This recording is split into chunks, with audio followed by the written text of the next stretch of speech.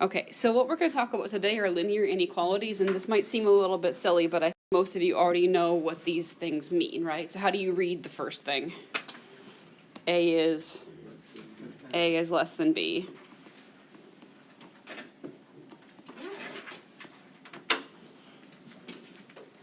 The second one is read, yeah, B is greater than A. And then what does the final thing mean? Yep, A is less than or equal to B. Ugh. Which is dumb? What's dumb? Okay. That's not what I said. Okay, sorry, I misheard. It's done. Okay, I'll stop trying. I give up. All right, so most of you have seen those before. I'm assuming that that's true. I didn't put A is greater than or equal to B on there because you get the whole little line means or equal to, right? That's the only thing I really cared about. So, okay. So now you can also use inequalities to say between. So to say that X is between two numbers, A and B, assuming that A is the smaller number because A happens earlier in the alphabet. So if X is in between A and B and A is the littler one, does it make sense that X has to be bigger than A? Okay, and then how is its relationship to B then? Smaller. X is less than B. So you have some number A and you're bigger than it, and some number B and you're smaller than it, and you want to express sort of being in the middle. The way to express that compactly is often written like this: A less than X less than B. Now, one thing that confuses students is probably the fact that this inequality flips, but it's based on that the inequality, I think it's an alligator, it still eats the same thing. Yeah, I still think It's not with alligators. Alligators is the most helpful analogy, right? The hungry alligator still eats the X, right? The hungry alligator, if you cover up the B, it still eats the X. Does that make sense? the alligator analogy actually doesn't help me when I have to read it aloud. No, When I have to but it read helps me aloud, check like, my I can't- answer.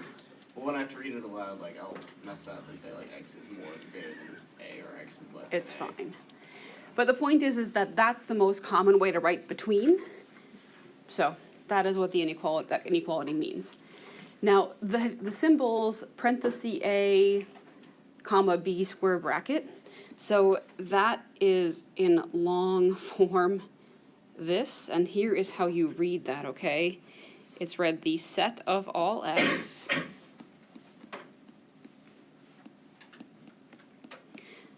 that bar is read such that A is less than X, less than or equal to B. And that notation might be used by your calc instructors occasionally, but the point is that this inequality notation is the same as that thing called, this is called interval notation. So you see that the less than sign makes a parenthesis, right? The less than or equal to symbol makes a bracket, okay? And that's always true. It's just people have to agree on a convention, and that's what it is. Okay, and the number A is called the left endpoint. The number B is called the right endpoint.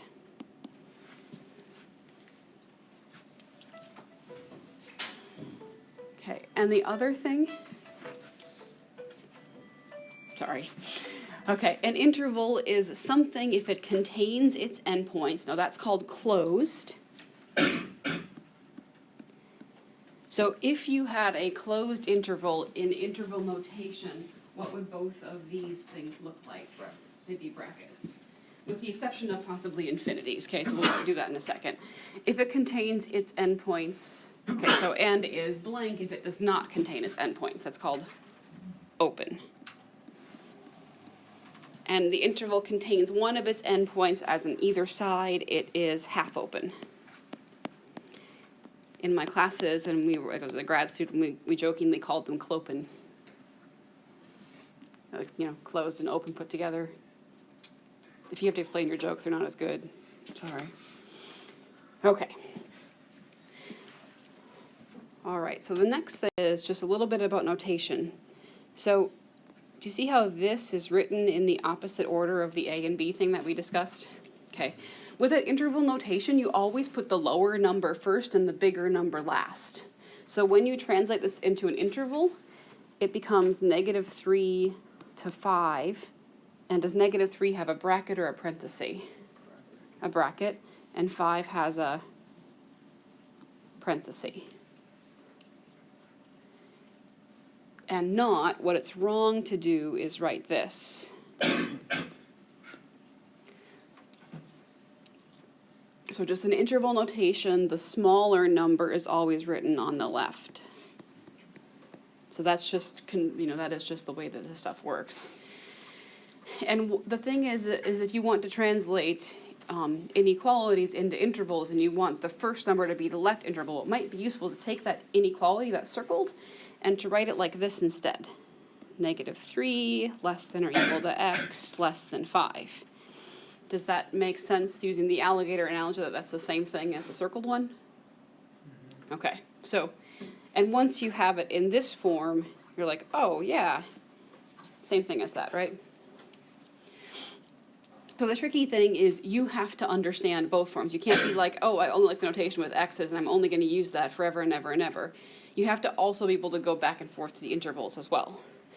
So today we're just going to practice making things as in solving inequalities and then making things into interval notation for our answers. So first is write these in interval notation and graph them on a real number line. So what would that first one be? What's the left endpoint? Does it have a parenthesis or a square bracket? Parenthesis, great. So -3, comma, the right endpoint is 3, and that has a bracket. Okay. And the graph on a number line just means get me a pictorial representation of what numbers work in this. So the smallest number is -3. The biggest number is 3. Your textbook does this differently than my high school textbook does this. If you've seen this, did you graph like an open circle there and a closed circle there and then a line in between? Yeah, okay. That's fine. If you do that in your quiz and homework, I'll probably do it that way because I'm so used to it. Your textbook does this, okay? And I don't care which one you use. They put a parenthesis there and they put a square bracket there. I have a lot harder time drawing parentheses and square brackets that are distinguishable versus open circles and closed circles. You can do whatever you want, okay? But your textbook does it the bottom way.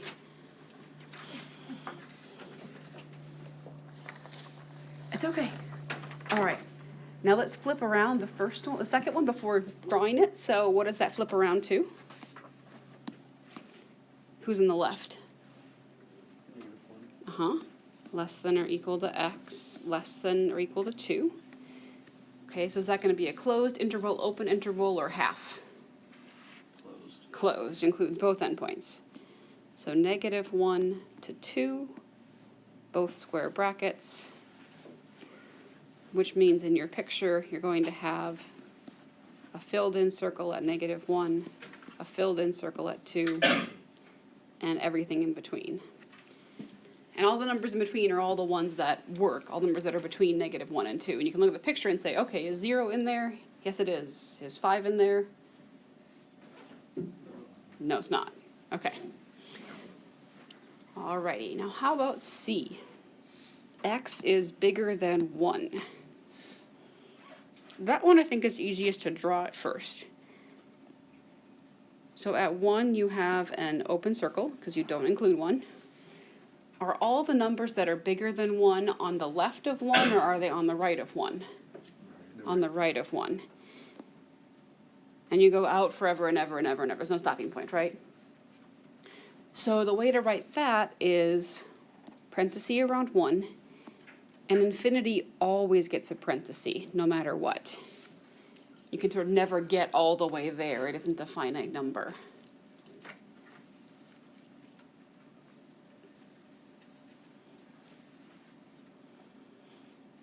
Okay, how about x is less than or equal to 2? So there's a closed or open circle at 2. Closed. And your arrow goes to the left. And so in the case of the last one, what is the smallest number? No, 2 is actually the biggest number. Negative infinity is the smallest number. Up to 2. And I'm pretty sure that when the intervals involve infinities, they still call this closed. Okay, so just FYI, I'm pretty sure that's what they do. It's a little bit technical to define these closed and open intervals, but they still call that one closed. It contains its endpoints. You can never contain a negative infinity or positive infinity. So that probably won't be what I'd test, but more what's going to happen with these kind of questions is you have to solve an inequality and then draw the picture of a solution set of all the numbers that work. Have you ever seen U and this notation before? Okay, so if you haven't, it's okay. So the first one, this stands for union. U-N-I-O-N. And you can think about, like, the union of all the states. You put all the states together, right?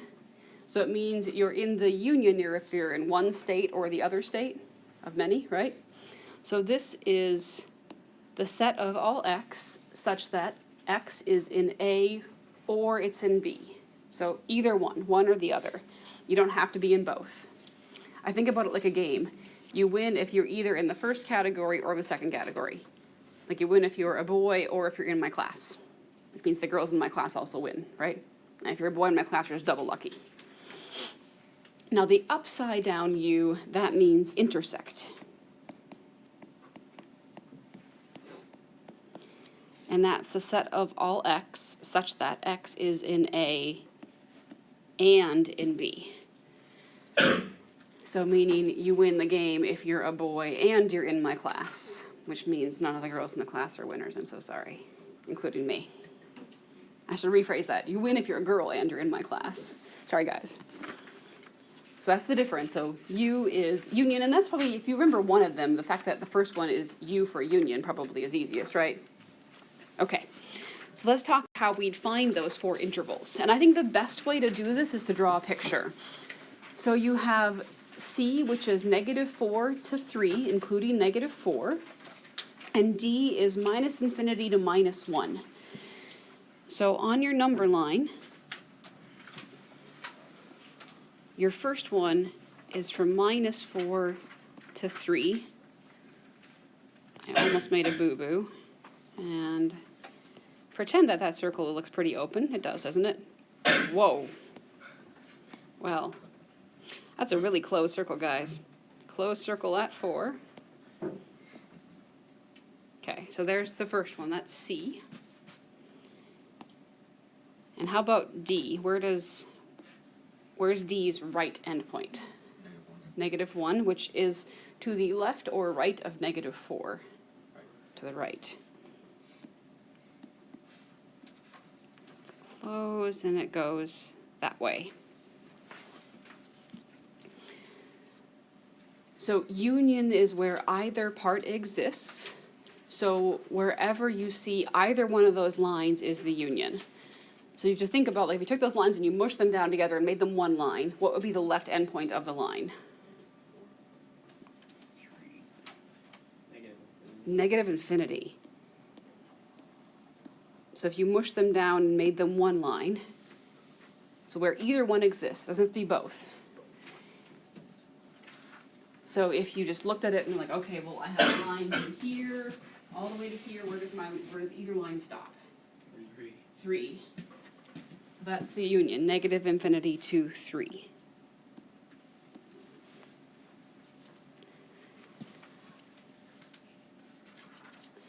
So this one means either. The second one means both. You can look at the same picture. So now you have to look for where are there both lines. So could I take this purple part on the left? Would that be where there's both lines? Where do there start being both lines? -4. And because -4 is filled in on the black line, it means it counts for both of them. It's also filled in on the purple line because that line extends that direction. And then what's the last number that works for both? -1. And that's also a square bracket because that was supposed to be a filled-in circle.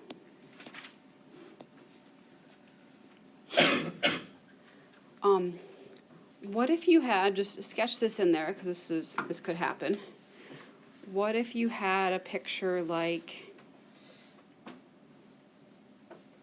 say that was 1, goes this way, this is -1, it goes that way. And I asked for the union. Negative or infinity to -1 and then. Mm-hmm, exactly. So you'd say -infinity to -1, union 1 to infinity. They don't overlap at all, so they're just two separate pieces. What if I asked same picture and I asked about intersect? I totally spelled that wrong. Intersect. Do those lines ever overlap? No. So that technically is no solution. And the way to write that mathematically fancy is a 0 with a slash. That's called the empty set. Meaning there's nothing in it.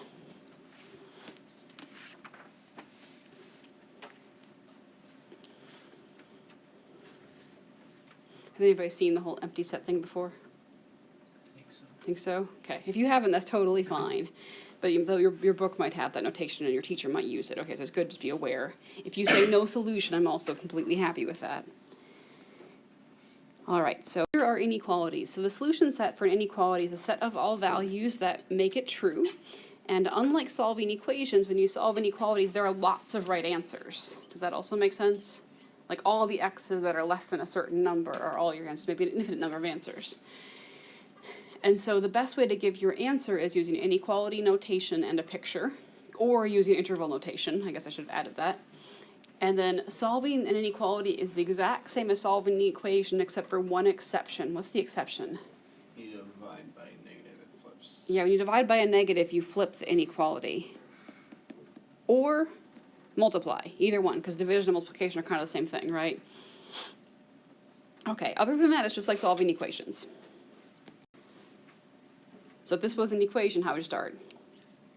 Distribute, exactly. So let's do that. So we get 3x minus 1. Oh goodness, 3x minus, I made that mistake so you could catch me. It's bigger than or equal to 5x plus, minus 5. Okay, now start solving that equation. I would suggest first combining like terms on the right side. So 3x minus 3 is bigger than or equal to 5x plus how much? 5, great. Now what would you like to do next? Combine -3 and 5. Combine -3 and 5? Sure, sounds good. So let's do that by adding this 3 there, adding 3 there. Okay, so that's 3x is bigger than or equal to 5x plus 8. Divide by 5. No. Subtract 3. Subtract 3. Sure, if you subtract 3x, it's good to do it that way because you'll see what happens if you do. What's left on the left side? 0. 0. Is everyone okay with that? Okay, so, now what? Subtract 8. Subtract 8, yep. And you've got -8 is bigger than or equal to 2x. And what's the final thing?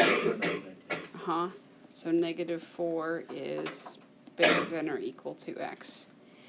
It might have been easier at this step to take away 5x. Does that make sense? Okay. Right, that would have been faster, but you would have ended up with a negative and had to flip the sign when you divided by the negative, but that might have been faster. It doesn't matter to me, either way works. Okay, so this, what would that look like as a picture? Would there be, at -4, there's going to be a closed circle, right?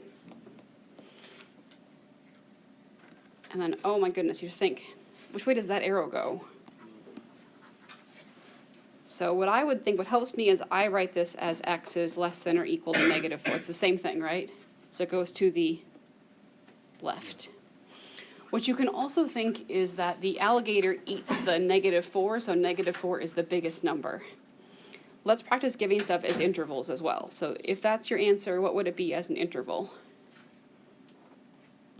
What's the left point? Negative infinity. -infinity. What's the right point? -4. Great.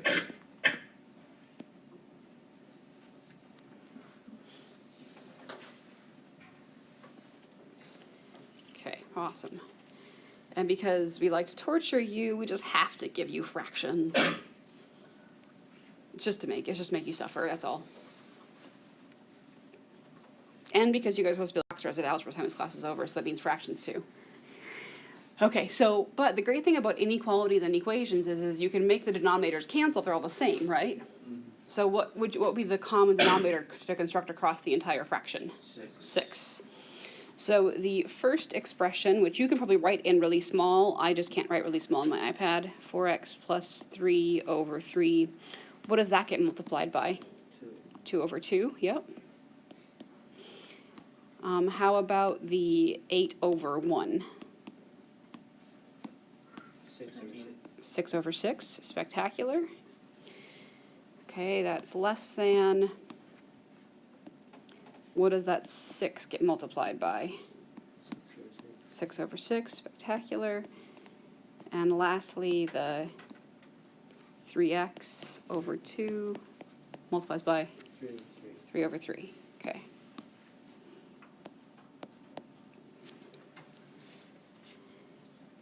You may have seen this different ways. Some people might teach you, like Tani, I think you were taught to just multiply by 6 from the get-go. Is that also right? And do you get that it does the same thing, right? So if you multiply by 6, that 6 and this 3 cancels to the 2. Yeah. Multiply by 6, you still get that 6, right? Here you still get that 6, and here the 6 cancels the 2, leaving you 3. So it's kind of like that person just did a different step. Yeah. Okay. So is it everyone okay with the fact that the denominators are going to be gone and I can just make them go away now? Okay. So that'll be, so 2 times 4x plus 3 is 8x plus 6. Plus 8 times 6 is 48, great. Which is less than 6 times 6, which is, 36. Plus 9x. Believe it or not, you're faster than a calculator on stuff like that, right? Okay, let's combine like terms. 8x plus 54, good. I make you be my calculators because I'm slow.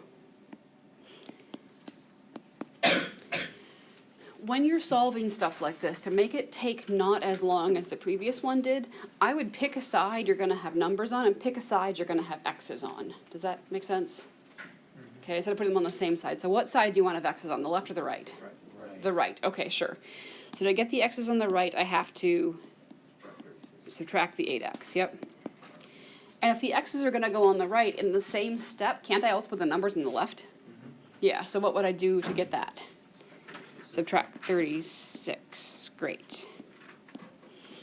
Okay, and 54 minus 36, I think is, 18. Take away 30, you're at 24, right? Take away 6 more, you're at 18. So 18 is less than x, I think that's it. Okay, so that would be okay. Or you could say x is bigger than 18, right?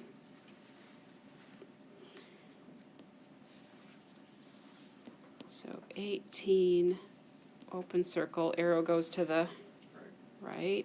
Okay. What is that as an interval? Parenthesis 18, yep, comma, infinity, parenthesis, great. This is one time I might be inconsistent with your book, but on your quiz, I promise you that I'm going to make you put your answers in interval notation. Okay, I'm going to make you put them both ways, both inequalities and intervals, so I can check that you know both. I'll make a blank and say inequality here, interval here, so you can't forget. But all in all, that's not super hard, is it? No, okay.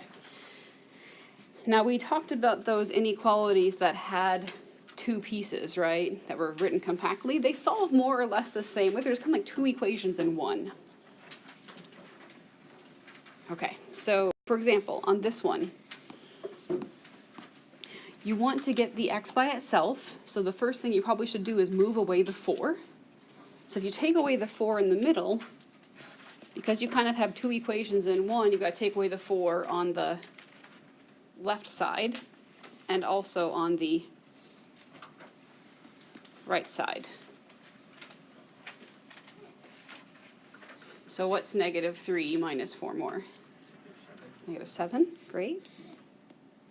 Is less than or equal to negative 7x, which is less than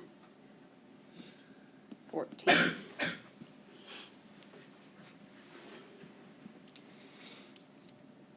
Okay, and how about the next thing? What do you do next? Divide by -7. And because you divide by a negative, all the inequalities have to switch. So if you divide by negative 7, you get positive 1 is bigger than or equal to x, which is bigger than, and let's just write that so the inequalities eat from left to right. So the lowest number first is negative 2, less than x, less than or equal to 1. That's the best way to give the answer anyway. What would that be as an interval? Parenthesis or square bracket around negative 2? Square bracket. Around Parenthesis. parenthesis. No, Who gets the square bracket? that's the one. That's the one, exactly. Okay, and then open circle at negative 2, close circle at 1.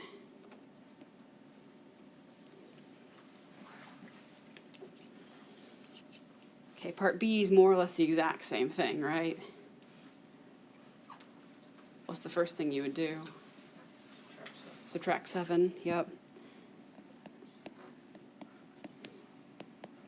So that's minus 10, less than negative 2x, which is less than or equal to,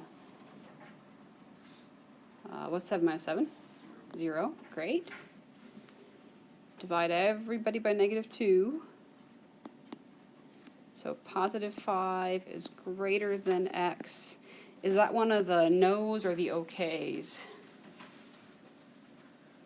Can you have 0 divided by number? Yes, you can't have number divided by 0, right? All right, so 0 divided by negative 2 is like saying how many negative 2's are in 0. There are none, right? So that's 0.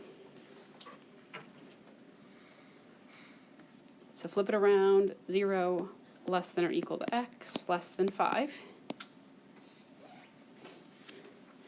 And now in interval notation, who gets the square bracket? 0. 0. And who gets, what does 5 get? Parenthesis, great. So 0 filled in, 5 open, there you go. Okay, one way solving inequalities comes up in calculus and will come up later in this class, has to do with finding domains of functions. Have you guys heard of domains of functions before? Like a little bit? Okay. I think of domains as my mathematical commandments. Well, you're going to get from your cheesy analogies. I'm so sorry, but I hope you remember stuff. So I only know of 3 that algebra and calculus kids have to know. So the first one is thou shalt not divide by 0. It's a little goofy. I'm not trying to make fun of religion. I just need a way to remember stuff. Thou shalt not square root or even root a negative. And thou shalt learn number 3 in chapter 5. Okay, the third one has to do with logarithms. You guys ever heard of logarithms? So that has to do with the kind of numbers you can actually log. So, but for now, what you should know is you can't divide by 0 and you cannot square root a negative in the real number system. Okay, like someone's gonna say, oh my gosh, I can root negatives, I get I's. Like maybe Nicole was gonna say that. You predict it, or even you, yeah. So that's true, but not within the real numbers. That makes a whole different system. So here's how you use this. For what real numbers x does each expression represent a real number? So with that first thing, that root x plus 5, there are certain numbers you cannot plug into it, like say -50. Because -50 plus 5 makes -45 and you can't square root that. Does that make sense? So the way you can figure out what numbers you can square root is the stuff under the root.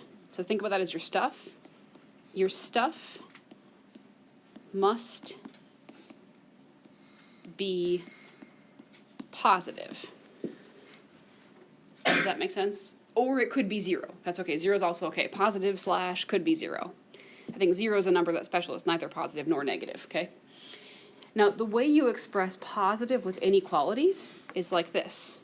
The stuff has to be bigger than or equal to 0. And if you can solve that inequality, you figure out what numbers are going to work inside of that square root sign. So that's how inequalities come up. So and this one's pretty easy even without the inequality, but solve the inequality. X is bigger than or equal to. -5.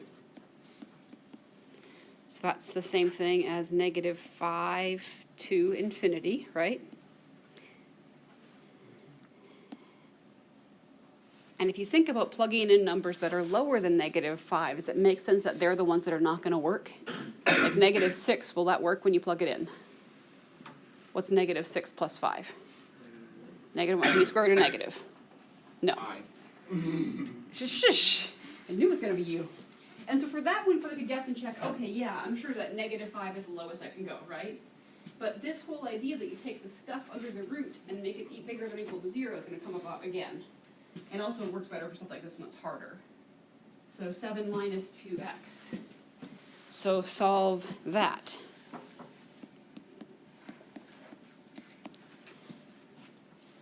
Is that something you can do? It's pretty easy, isn't it? So how would you start solving that? What's your first thing you want to do? Subtract 7, sure. So that's -2x is bigger than or equal to -7. And then divide by, which flips the sign and makes it into x is less than or equal to, best to just leave that as 7/2. If you want to make it a mixed number, it's okay, but honestly, that's probably better. Okay, so as an interval, is 7/2 the biggest or the smallest? Biggest. And what's the smallest? -infinity. Think if you were to graph that, you'd have a closed circle at 7/2. You'd have an arrow that would go all the way to the right. Yeah, like that makes sense. Makes sense? But can you not have Aha. If you plug in a negative number, the first thing you do is you multiply it by the 2, which makes a negative, right? And then you're going to have 7 minus a negative. Oh. The double negative makes a positive, right? So the point is that negative numbers can go into roots if the roots have a negative sign in them already. In that one, positive numbers won't work. Like if you plug in, like, say, I don't know, 10, you'd get 7 minus 20, which is a negative number, right? So those numbers are not okay. Now part C is a little different in 2 ways. So first of all, it's a 4th root, but that doesn't change anything. You also can't 4th root negative numbers. Can you cube root negative numbers? Yeah, okay. Can you 5th root negative numbers? Yeah, okay. What is the one slight difference with number C, other than the 4th root? It's in the denominator. So it can equal 0. So it can't equal 0. So the first inequalities had bigger than or equal to 0. This one will just have bigger than with no equal to.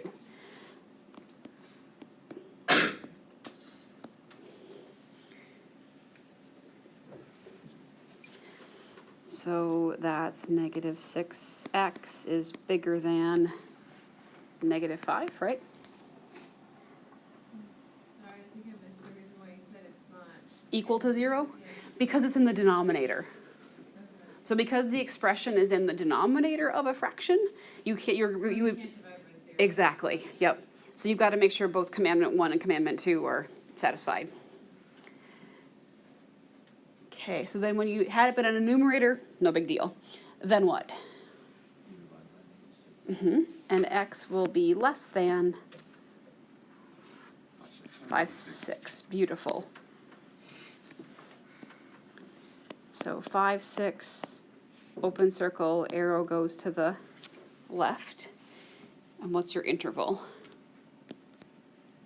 Negative infinity. Uh-huh. 5, 6, and you get a parenthesis. I'll give you a hint. I absolutely 100% promise this is going to be on your quiz. Like, I swear it's going to be there. Okay? Yeah. Are you still confused about the whole negative infinity thing? No, like I understand the negative infinity, but on the line, wouldn't it be like an open circle to 0? As in, you think you couldn't plug in 0? No, because it can't go past 0, and it doesn't. You can't plug in 0, and you can't go past 0. So like you can go infinitely smaller, but you can't. No, you can plug in 0. Just 5 minus 0. Oh. What you have to think is, it's not like you can't plug in 0. Oh. You can't plug in a number that makes this 0. Does the difference make sense? The number that makes this 5 minus 6x 0 is 5, 6. Okay. So it would be that you couldn't plug in 0 if you had something like 1 over the 4th root of just plain old x. But you've got to think plugging in 0, before you plug in 0, when you do that, you get 5 minus Yeah. 6. 5 minus 0 is just 5. So yeah. No, the interval does not lie. And for the same reason as part B, you can also plug in negative numbers. Okay. All right. So then we just have some word problems because I have to get more used to it. So a film developer is to keep their solution between 68 degrees Fahrenheit and 77. We're in the US, and then the rest of the world is like, okay, what the heck does that mean? The rest of the world says, well, what would that be in Celsius? Because we use Celsius, you silly Americans. How many countries still use the Celsius Fahrenheit? Like 3? It's like No, 2? I'm pretty sure it's only one. It's some remote country. Well, we count as a country too, don't we? So it's us and some remote country in Africa, I think. Not very many. Okay, so if the solution is to be kept between 68 and 77, one thing that's not clear to me on the word problems, and it's not clear to me when you should use equal signs and when you shouldn't. Does that make sense? So I'm not going to be very picky about that part of it. The only time I know that you definitely would not use or equal to is if the problem says like less than or greater than. Does that make sense? So for now, we're just going to assume that between means your thing can have a temperature of 68 or 77. So 68 is the smallest your Fahrenheit temperature can be, and 77 is the biggest. So don't leave this thing in your house in Fairbanks when there's a power outage in the middle of the winter, because you'll go outside those temperatures. So you want to know what this would be if it was in Celsius. So I'm not going to make you memorize that formula, but there it is, 9/5 C plus 32. Do you see how that can go in for the F? So you have 68 is less than or equal to 9/5 C plus 32, which is less than or equal to 77.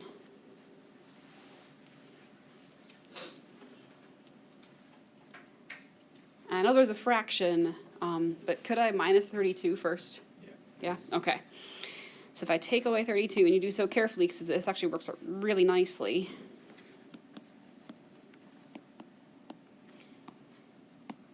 You get 68 minus 32 is 36.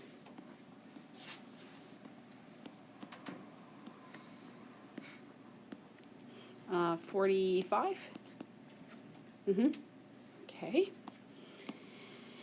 If I put these kinds of questions on like quizzes or tests, and I don't give you a calculator, one thing that will happen is they'll probably work out pretty nicely. Does it make sense that one way to get rid of 9/5 is to multiply by 5/9? So multiply by 5/9 there, 5/9 here, and 5/9 here. Okay. And there is, one of my students in an Algebra 1 class figured this out by herself. You could either do 45 times 5 and then divide by 9, or you could do the whole cross-canceling trick. You can do 45 divided by 9 first, right? And then multiply by 5. this problem was made to work out that way, like both 36 and 45 are divisible by 9. If it was the real world, it wouldn't be that nice, right? But it's a math problem. So, is that nice? So it was 36 divided by 9, 4. So you've got, on the bottom, you've got 5 times 4. I'm just going to write down so you see my steps, but if you know it's 20, you can say that. 5 times 4 is less than or equal to just plain old C, which is less than or equal to what times what? 5 times 5. Great. And being able to do those tricks quickly in your head is also just a pretty useful skill because your head is faster than a calculator most of the time. Except for like multiplying 3-digit numbers, okay, that I get. Calculators are better, but for 2 digits, your head's better. It might be rusty, but it's better. 20 is less than or equal to C, which is less than or equal to 25. So the Celsius temperatures are between 20 and 25. It sounds so weird, doesn't it? My Russian class had a great rhyme. It said, 30 is hot, 20 is nice, 10 is cold, and 0 is ice. This was pretty helpful, right? So 30 hot, 20 nice, right? Just to get an idea of if you're right or wrong. 10 is pretty cold, right? Unless you're in Fairbanks. And 0 is ice. So you can get a gauge on so nice is room temperature, right? That thing was like room temperature-ish, right? It's around the 20. Unless you've experienced in Celsius, in which case you're fine without that. Like if you're from a country that actually use that system. United States uses it. Science. In science. That's, yeah. Okay, so, all right, we're gonna make video games and not play them. Oh, I know, right? So video game manufacture is actually, making video games is a lot of math. So people that like to play video games think making video games is like playing them, and it's not the same at all. So much programming, exactly. And matrices probably, because that's how you make objects move. It's one way at least, I think. Must construct additional semicolons. Yeah. So video game manufacturer is planning to market a handheld version of this game machine. The fixed costs are $550,000 and the variable costs are $120 per machine. The wholesale price of the machine will be $140. So you've got to know what's meant by certain stuff. So a fixed cost is something that you pay just once. It could be things like buying your machinery, renting your building. Does that make sense as an idea? Okay. And then these variable costs, how much you spend depends on how many things you make, right? And that might include wear and tear, supplies, stuff like that, okay? The wholesale price is $140. That means the price that they sell it to manufacturers. So how many game machines must be sold for the company to make a profit? Now I'm going to use some words here. We're going to find something called the cost equation, something called the revenue equation. So the cost equation is just how much does this company spend? So how much do they spend? 550,000 plus 550,000 plus 120x. Or a different letter, whatever you want, something.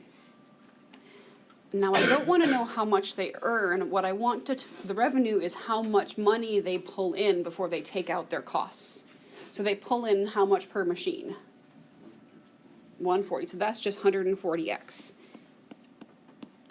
Their profit per machine is $20. Like that also matters. But I'm trying to give you the way to solve this without just.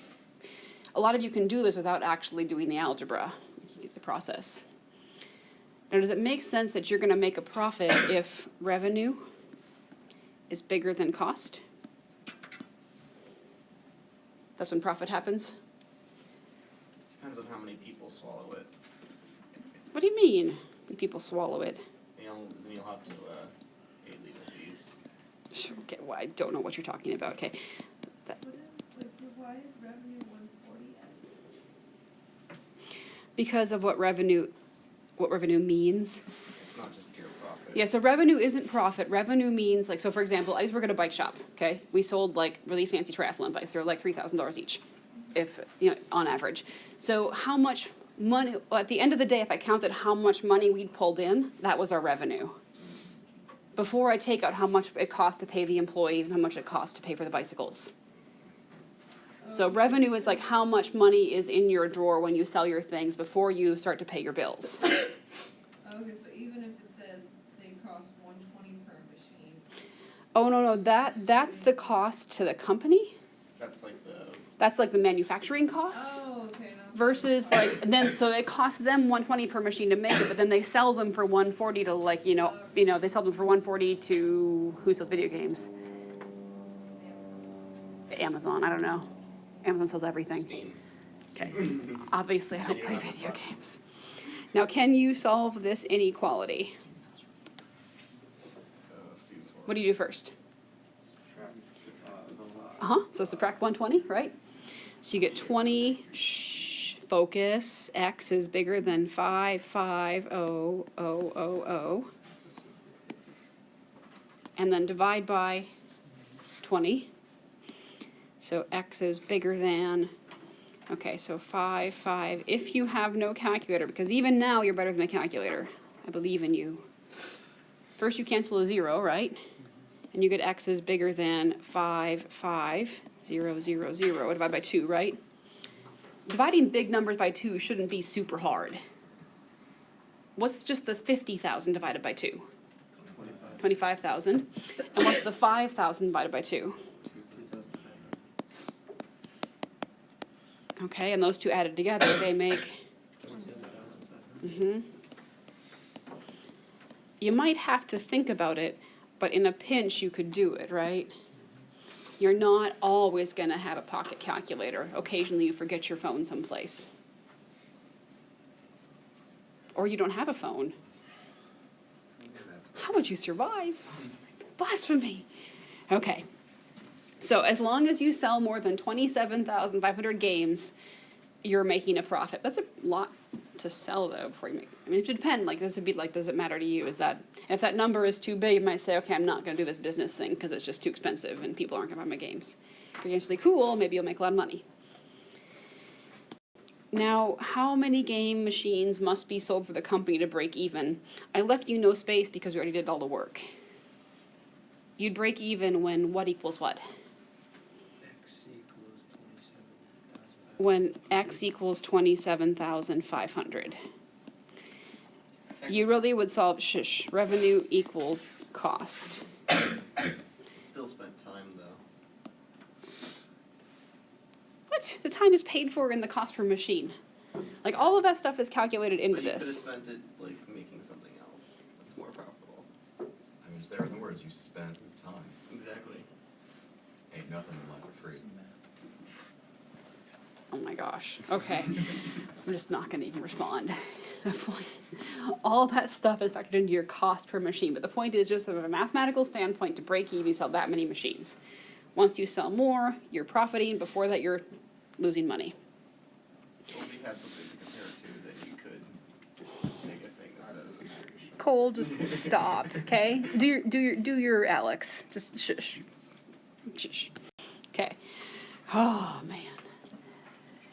There are definitely more complicated equations you factor more stuff in. Do you really want to do them right now? We could. We could. I've got to make them up though. So the fixed costs are at this, blah, blah, blah, blah. Okay, so what's the relationship between A and B? Does it make sense that that break-even point is always gonna be the boundary in your equation or the end point of your interval? Does that make sense? Yeah. So the relationship is that the break-even point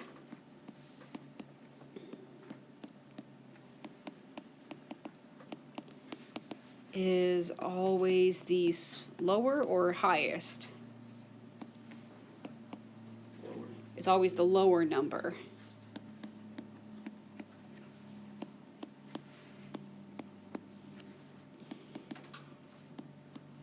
In the, let's say, kind of called the profit interval.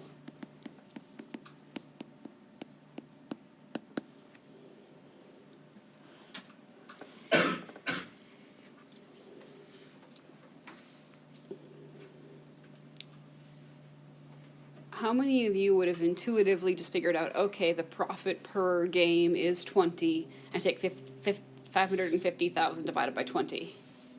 Does that make sense? It's the exact same thing the algebra did, wasn't it? Yeah. So it's just the case, the one thing that's good